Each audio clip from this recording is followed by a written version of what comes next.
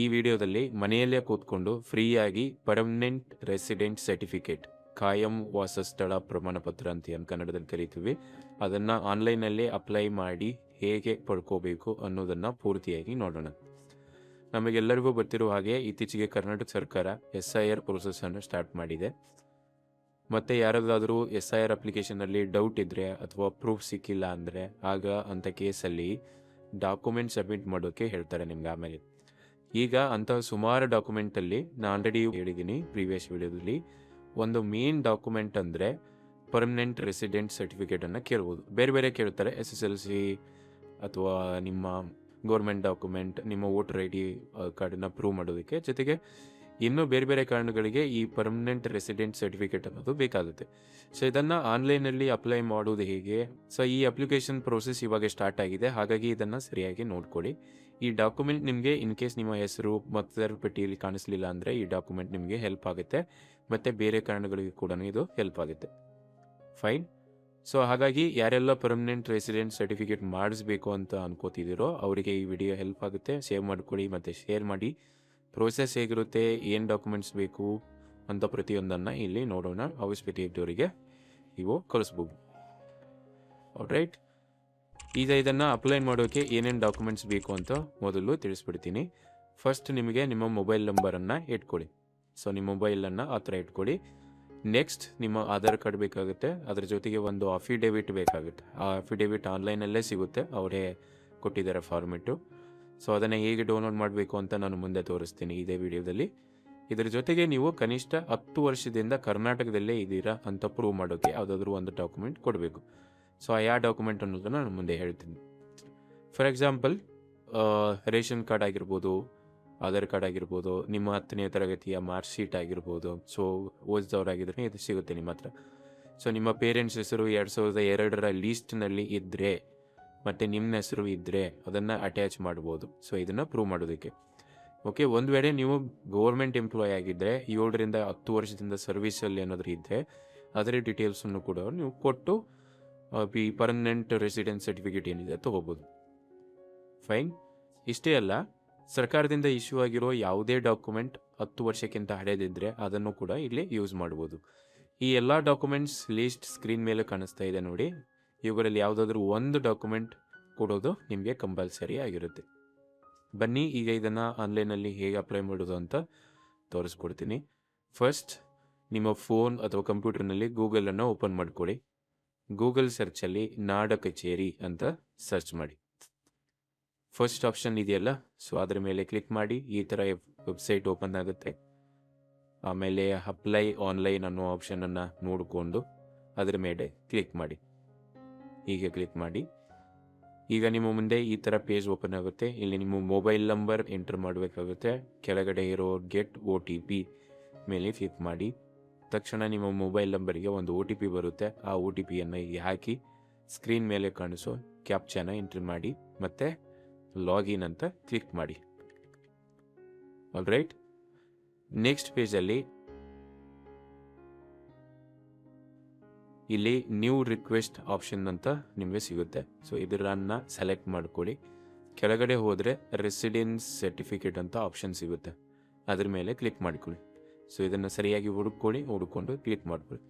ಅಲ್ಲಿ 3 ಆಪ್ಷನ್ ಕಾಣಿಸುತ್ತೆ: residence certificate, ಡೊಮಿಸಿಲ್ ಮತ್ತು ಮೂರನೇದು ಪರ್ಮನೆಂಟ್ ರೆಸಿಡೆನ್ಸ್ ಸರ್ಟಿಫಿಕೇಟ್ ಅಂತ. ನಾವು ಈ ಪರ್ಮನೆಂಟ್ ರೆಸಿಡೆನ್ಸ್ ಸರ್ಟಿಫಿಕೇಟ್ ಮೇಲೆ ಕ್ಲಿಕ್ ಮಾಡಬೇಕು, ಯಾಕಂದರೆ ಇದು ಪರ್ಮನೆಂಟ್ ಸರ್ಟಿಫಿಕೇಟ್ಗೆ ನಾವು ಅಪ್ಲೈ ಮಾಡ್ತಾ ಇದ್ದೀವಿ. ಕ್ಲಿಕ್ ಮಾಡಿದ ತಕ್ಷಣ ಈ ಥರ ಒಂದು ಪೇಜ್ ಓಪನ್ ಆಗುತ್ತೆ. ಕೆಳಗಡೆ ನೋಡಿದರೆ ಅಫಿಡೇವಿಟ್ ಆಪ್ಷನ್ ಇದೆ, ಇದನ್ನು ನೀವು ಕಂಪಲ್ಸರಿ ಅಟ್ಯಾಚ್ ಮಾಡಬೇಕು. ಕೆಳಗೆ ಕೊನೆಯಲ್ಲಿ ಡೌನ್ಲೋಡ್ ಅನ್ನೋ ಆಪ್ಷನ್ ಕಾಣಿಸ್ತಾ ಇದೆಯಲ್ಲ, ಅದರ ಮೇಲೆ ಕ್ಲಿಕ್ ಮಾಡಿದರೆ ಅಫಿಡೇವಿಟ್ ಫಾರ್ಮ್ ಕೂಡ ಡೌನ್ಲೋಡ್ ಆಗುತ್ತೆ. ಈ ಅಫಿಡೇವಿಟ್ನಲ್ಲಿ ನಿಮ್ಮ ಹೆಸರು, ಫಾದರ್ ನೇಮ್, ನಿಮ್ಮ ಅಡ್ರೆಸ್ ಇವೆಲ್ಲ ಫಿಲ್ ಮಾಡಬೇಕು. ಕೆಳಗಡೆ ಪ್ಲೇಸ್ ಮತ್ತು ಡೇಟ್ ಬರೆದು ನಿಮ್ಮ ಸಿಗ್ನೇಚರ್ ಕೂಡ ಮಾಡಬೇಕಾಗುತ್ತೆ. ನಾನು ಸ್ಕ್ರೀನ್ ಮೇಲೆ ತೋರಿಸ್ತಾ ಇದ್ದೇನೆ ನೋಡಿ, ಇದೇ ಥರ ನೀವು ಬರೆದು ನೀಟಾಗಿ ಫಿಲ್ ಮಾಡಿ ರೆಡಿ ಮಾಡಿ ಇಟ್ಕೊಳ್ಳಿ ಅಪ್ಲೋಡ್ ಮಾಡೋದಕ್ಕೆ. ಅಫಿಡೇವಿಟ್ ಡೌನ್ಲೋಡ್ ಮಾಡಿ ಫಿಲ್ ಮಾಡಿದ ಮೇಲೆ ಕೆಳಗಡೆ ಪ್ರೊಸೀಡ್ ಅಂತ ಆಪ್ಷನ್ ಕಾಣಿಸುತ್ತೆ, ಅದ್ರ ಮೇಲೆ ಕ್ಲಿಕ್ ಮಾಡಿ. ಈಗ ನಿಮ್ಮ ಹತ್ರ ಬೇರೆ ಸ್ಟೇಟ್ದು ಯಾವುದಾದ್ರೂ ಪರ್ಮನೆಂಟ್ ರೆಸಿಡೆನ್ಸ್ ಸರ್ಟಿಫಿಕೇಟ್ ಇದೆಯಾ ಅಂತ ಕೇಳ್ತಿದ್ದಾರೆ. ಇಲ್ಲಿ ನೀವು ನೋ ಅಂತಲೇ ಸೆಲೆಕ್ಟ್ ಮಾಡಬೇಕು, ಯಾಕಂದರೆ ಅಪ್ಲಿಕೇಬಲ್ ಆಗಲ್ಲ. ನೋ ಕ್ಲಿಕ್ ಮಾಡಿದ ತಕ್ಷಣ ಆಧಾರ್ ಅಥೆಂಟಿಕೇಷನ್ಗೆ ಪರ್ಮಿಷನ್ ಕೇಳ್ತಾರೆ. ಓಕೆ ಮೇಲೆ ಕ್ಲಿಕ್ ಮಾಡಿ. ನೆಕ್ಸ್ಟ್ ನಿಮ್ಮ ಆಧಾರ್ ಕಾರ್ಡ್ ನಂಬರ್ ಎಂಟರ್ ಮಾಡಬೇಕಾಗುತ್ತೆ.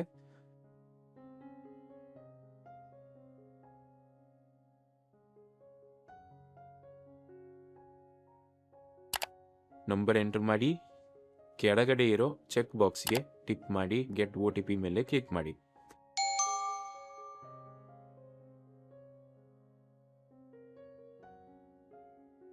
ಗೆಟ್ OTP ಮೇಲೆ ಕ್ಲಿಕ್ ಮಾಡಿ. OTP ಹ್ಯಾಸ್ ಬಿನ್ ಸೆಂಟ್ ಅಂತ ಮೆಸೇಜ್ ಬಂದಿದೆ ನೋಡಿ, ಇಲ್ಲಿ ಓಕೆ ಅಂತ ಕೊಡಿ. ಮೊಬೈಲ್ಗೆ ಬಂದಿರೋ OTPಯನ್ನು ನೋಡಿಕೊಂಡು ಇಲ್ಲಿ ಎಂಟರ್ ಮಾಡಿ.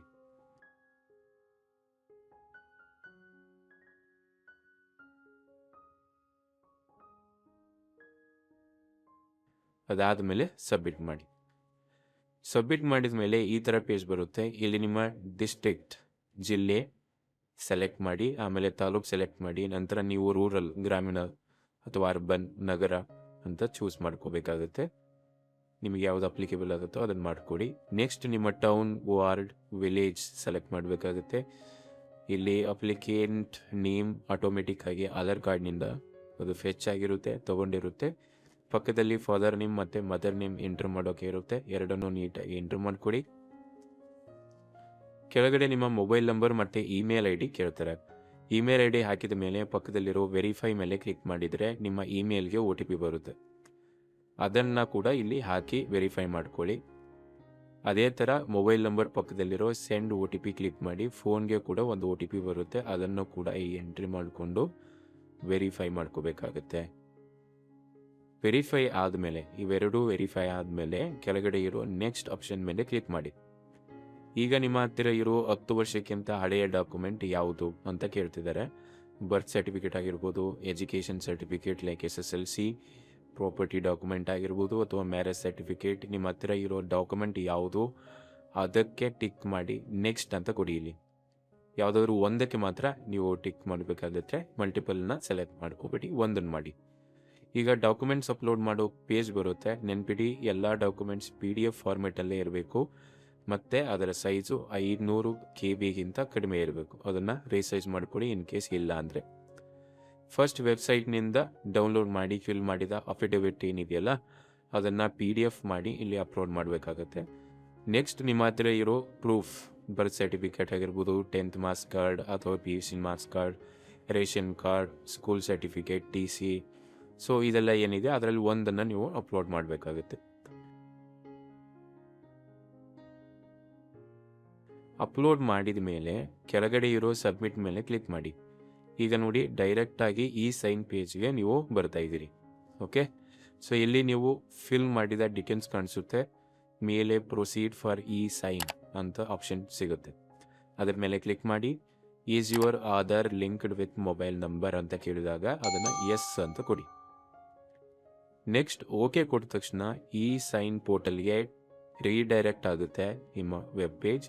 ಇಲ್ಲಿ ಮತ್ತೆ ಆಧಾರ್ ಕಾರ್ಡ್ ನಂಬರನ್ನು ಹಾಕಿ ಅಲ್ಲಿ ಗೆಟ್ OTP ಅಂತ ಕ್ಲಿಕ್ ಮಾಡಿ. ಮೊಬೈಲ್ಗೆ ಬರೋ OTP ಎಂಟ್ರನ್ನ ಮತ್ತೆ ಇಲ್ಲಿ ಎಂಟ್ರ್ ಮಾಡಬೇಕಾಗುತ್ತೆ. ಕೆಳಗಡೆ ಡಿಕ್ಲರೇಷನ್ಗೆ ಟಿಕ್ ಮಾಡಿ ಮತ್ತು ಸಬ್ಮಿಟ್ ಮಾಡಬೇಕಾಗುತ್ತೆ.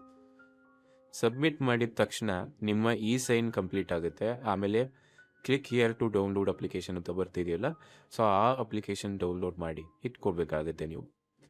ಈಗ ನಿಮ್ಮ ಸ್ಕ್ರೀನ್ ಮೇಲೆ ಅಕ್ನಾಲೇಜ್ಮೆಂಟ್ ಅಂತ ಸ್ಲಿಪ್ ಕಾಣಿಸ್ತಾ ಇದೆ. ಇಷ್ಟೇ ನೀವು ಮಾಡಬೇಕಿರೋದು. ನಿಮ್ಮ ಪರ್ಮನೆಂಟ್ ರೆಸಿಡೆಂಟ್ ಸರ್ಟಿಫಿಕೇಟ್ ಅಪ್ಲಿಕೇಶನ್ ಇಷ್ಟಕ್ಕೆ ಸಬ್ಮಿಟ್ ಆಯಿತು ಅಂತ. ಇದು ನೆಕ್ಸ್ಟ್ ವೆರಿಫಿಕೇಷನ್ಗೆ ಹೋಗುತ್ತೆ. ಮೇಲ್ವೆ ಆಫೀಸರ್ಸ್ ಎಲ್ಲ ಚೆಕ್ ಮಾಡ್ತಾರೆ. ಡಾಕ್ಯುಮೆಂಟ್ಸ್ ಸರಿ ಇದ್ದರೆ ಸರ್ಟಿಫಿಕೇಟನ್ನು ಇಮಿಡಿಯೇಟಾಗಿ ಇಶ್ಯೂ ಮಾಡುತ್ತಾರೆ. ಇದನ್ನು ನೀವು ಆನ್ಲೈನಲ್ಲೇ ಡೌನ್ಲೋಡ್ ಮಾಡ್ಕೋಬೋದು ಅಥವಾ ರೆವಿನ್ಯೂ ಇನ್ಸ್ಪೆಕ್ಟ್ರಿಗೂ ಕೂಡ ನಿಮ್ಮ ತಾಲೂಕು ಆಫೀಸಲ್ಲಿ ಭೇಟಿಯಾಗಿ ತೊಗೋಬೋದು. ಸರ್ಟಿಫಿಕೇಟ್ ರೆಡಿ ಆದಮೇಲೆ ಅದನ್ನು ಅಪ್ಲಿಕೇಶನಲ್ಲಿ ಡೌನ್ಲೋಡ್ ಹೆಂಗೆ ಮಾಡೋದು ಅಂತ ನಾನು ಇನ್ನೊಂದು ವಿಡಿಯೋದಲ್ಲಿ ತಿಳಿಸ್ಕೊಡ್ತೀನಿ. ಬೇಕಾದರೆ ಒಂದು ಇಂಪಾರ್ಟೆಂಟ್ ಟಿಪ್ ನಿಮಗೆ ಈ ವಿಡಿಯೋಕ್ಕಿಂತ ಮುಗಿಸೋದಕ್ಕಿಂತ ಮುಂಚೆ, ಈ ಅಪ್ಲೈ ಮಾಡೋ ಟೈಮಲ್ಲಿ ಆನ್ಲೈನಲ್ಲಿ ಅಪ್ಲೈ ಮಾಡ್ತಿರಲ್ಲ, ತುಂಬ ಸರ್ವರ್ ಪ್ರಾಬ್ಲಮ್ ಬಿಸಿ ಇರುತ್ತೆ, ಅಥವಾ ಸುಮಾರು ಜನ ಹೇಳ್ತಾರೆ ಸರ್ವರ್ ತುಂಬ ಬಿಸಿ ಇದೆ, ಪ್ರಾಬ್ಲಮ್ ಆಗ್ತಾ ಇದೆ ಅಂತ. ಸೊ ಕೆಲವೊಮ್ಮೆ ಸೈನ್ ಮಾಡುವಾಗ ನಿಮಗೆ ಎರರ್ ಅಂತ ಕಾಣಿಸ್ಕೊಳ್ಳೋದು ಶುರುವಾಗುತ್ತೆ. ಸೊ ನೀವೇನು ಮಾಡಿ, ಮಧ್ಯರಾತ್ರಿ 12 ಗಂಟೆ ಮೇಲೆ ಟ್ರೈ ಮಾಡಿ. ಇನ್ ಕೇಸ್ ನೀವು ಯಾರಾದರೂ ಆ ಥರ ಸಮಸ್ಯೆ ಇದ್ದರೆ ನಿಮಗೆ ಮಿಡ್ನೈಟ್ 12 ಗಂಟೆ ಮೇಲೆ ನೀವು ಟ್ರೈ ಮಾಡಿದರೆ ಸರ್ವರ್ ಫ್ರೀ ಇರುತ್ತೆ, OTP ಕೂಡ ಬೇಗ ಬರುತ್ತೆ, ಅಪ್ಲಿಕೇಶನ್ ಕೂಡ ಬೇಗ ಸಬ್ಮಿಟ್ ಆಗುತ್ತೆ. ಸೊ ಇನ್ ಕೇಸ್ ನಿಮಗೆ ಅವಶ್ಯಕತೆ ಇದ್ದರೆ ಇದೊಂದು ಟಿಪ್ಪನ್ನು ನೆನ್ಪಿಟ್ಕೊಡಿ. Thank you for watching. Thank you.